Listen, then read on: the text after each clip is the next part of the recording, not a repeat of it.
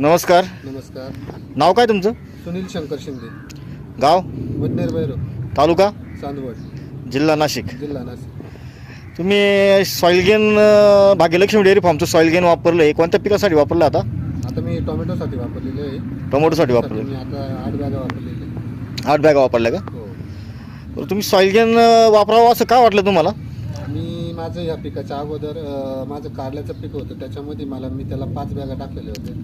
त्याच्यामुळं मला त्याचा चांगला फायदा भेटला. ॲव्हरेज पण चांगलं निघालं आहे माझं आणि ग्रेनरी सगळ्या गोष्टी भेटल्या. त्याच्यामुळं मी आता टोमॅटोला पण त्याचा वापर केलेला आहे. कारले पिकासाठी तर सरासरी तुम्हाला म्हणजे काय फायदा झाला? ॲव्हरेजमध्ये ग्रीनरीमध्ये फायदा झाला, पण किती ॲव्हरेज किती पटीनं वाढलं तुमचं? कसं वाढलं? माझं दरवर्षी तुलनेपेक्षा कमीत कमी माझं आता एकरामध्ये 1000 कॅरेटच्या आसपास माझं ॲव्हरेज निघालेलं आहे कारल्याचं. अच्छा, एक एकरमध्ये 1000 कॅरेट निघाले. 1100 झाडांमध्ये माझं 1000 कॅरेट निघाले.